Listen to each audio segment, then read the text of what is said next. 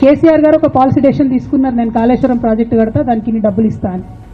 ఆనాడు మంత్రి ఎవరు, ఎగ్జిక్యూషన్ చేయాల్సింది ఎవరు? 2014 నుంచి 2018 వరకు తుమ్మిడిహెట్టి దగ్గర నుంచి మేడిగడ్డకు స్థలం మార్చినప్పుడు మంత్రి ఎవరు? ప్రాజెక్టులు డిసైడ్ చేసినప్పుడు మంత్రి ఎవరు? అన్ని మీటింగ్లు టెక్నికల్ ఇష్యూస్ చూసుకోవాల్సింది ఎవరు? ఇవన్నీ రేవంత్ రెడ్డి గారు మాట్లాడారు. నేను మొత్తం అసెంబ్లీ స్పీచ్ చూడరు మీరు, వీళ్ళ మ్యాచ్ ఫిక్సింగ్ అనేది మీకు తెలిసిపోతుంది. ఏం మాట్లాడరు ఆయన. ఎంతసేపు కేసీఆర్ కాళేశ్వరం కట్టిండు, కేసీఆర్ కుటుంబం 1,00,000 కోట్లు తిన్నది. అరే 2007 నుంచి ఇప్పటివరకు కాళేశ్వరం 1,00,000 కోట్లు కూడా ఖర్చు కాలే. 1,00,000 కోట్లు ఖర్చు కాని ప్రాజెక్టులో 40 లక్షల ఎకరాలకు నీళ్ళీయంగా కూడా 1,00,000 కోట్ల అవినీతి అయింది అంటారు రేవంత్ రెడ్డి గారు. దాన్ని మళ్ళీ ఓన్లీ కేసీఆర్ గారి గురించి చెప్తారు, హరీష్ రావు గారి గురించి మాట్లాడరు. ఎందుకంటే ఇంటర్నల్ అండర్స్టాండింగ్ ఉంది వీళ్ళిద్దరికి.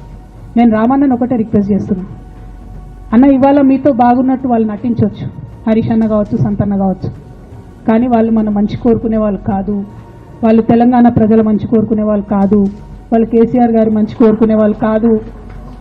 వాళ్ళను మీరు దూరం పెట్టి రాజకీయంగా తెలంగాణ రాష్ట్ర సమితిలో ఇప్పుడు బీఆర్ఎస్లో పనిచేస్తున్నటువంటి హార్డ్ కోర్ కార్యకర్తలను దగ్గరికి తీసుకొని ప్రజా ఉద్యమాలు తీసుకొని ప్రజల దగ్గరికి పోతేనే మన పార్టీ బతుకుంటుంది, నాన్న పేరు బాగుంటుంది.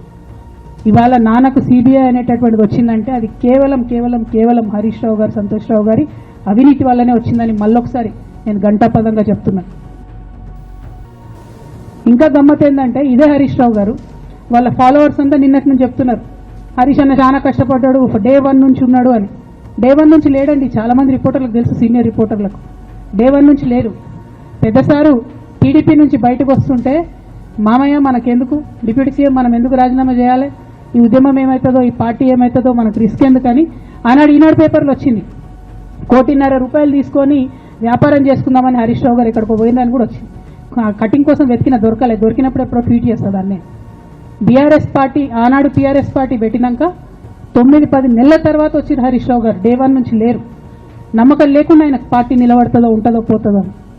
ఓకే అయిపోయింది, రాగానే సారు పెద్ద హృదయం కాబట్టి క్షమించిరు, దగ్గర తీసుకున్నారు, ఎమ్మెల్యే కాకముందే మంత్రి ఇచ్చిర్రు, అన్ని రకాలుగా ఆదరించిరు, అన్నీ చేసిండ్రు. ఎప్పుడైతే పార్టీకి ఒక్క క్షణం చెడ్డ పేరు వచ్చిందో ఎక్కడ పోయిండండి ఈయన? చక్కా పోయి వైఎస్ రాజశేఖర రెడ్డిని కలవలే?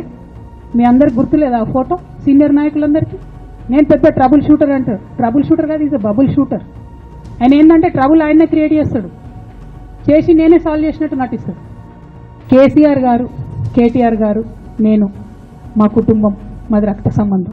పదవులు పోతేనో పార్టీలకు వెళ్ళి సస్పెండ్ చేస్తేనో పోయేటటువంటి బంధం కాదు. కానీ ఎవరైతే వెస్టెడ్ ఇంట్రెస్ట్ ఉన్న పార్టీలు ఉంటారో, పార్టీలో ఉండి కేవలం డబ్బు సంపాదించుకోవాలనేటటువంటి ఒక ఆలోచనతో, వ్యక్తిగత లబ్ధి పొందాలనేటటువంటి ఆలోచనతో ఉన్నటువంటి వ్యక్తులు, వాళ్ళకి కావాల్సింది ఏంది? మేము ముగ్గురం కలిసి ఉండొద్దు, మా కుటుంబం బాగుండొద్దు, మా కుటుంబం విచ్ఛిన్నమైతేనే వాళ్ళకి అధికారం వస్తుంది. దాంట్లో భాగంగా ఇవాళ మొదటి స్టెప్ నన్ను బయటేసిరు పార్టీలకు వెళ్ళి. అది ఇక్కడితో ఆగదు. నేను గౌరవనీయులు పెద్దలు దైవ సమానులు కేసీఆర్ గారిని విజ్ఞప్తి చేస్తా ఉన్నా, మీకు ఒక సూచన చేస్తా ఉన్నా, దయచేసి మీ చుట్టూ ఏం జరుగుతున్నదో ఒకసారి చూసుకోండి. నన్ను ఇవాళ బయటకు పంపొచ్చు, నేను మీలాగా స్ట్రేట్ ఫార్వర్డ్ ఉంటా, నిజాలు మాట్లాడతా. నేను ఉద్యమం నేపథ్యం నుండి వచ్చిన కాబట్టి నాగ్గా ఉన్నది లేనట్టుగా, లేనిది ఉన్నట్టుగా, మోసం చేయాలని చెప్పో ఇంకోటి చేయాలని చెప్పో మాట్లాడను. స్ట్రేట్ ఫార్వర్డ్గా ఇష్యూస్ మాట్లాడతా కాబట్టి నన్ను ఇలా బలి చేసి పర్వాలే.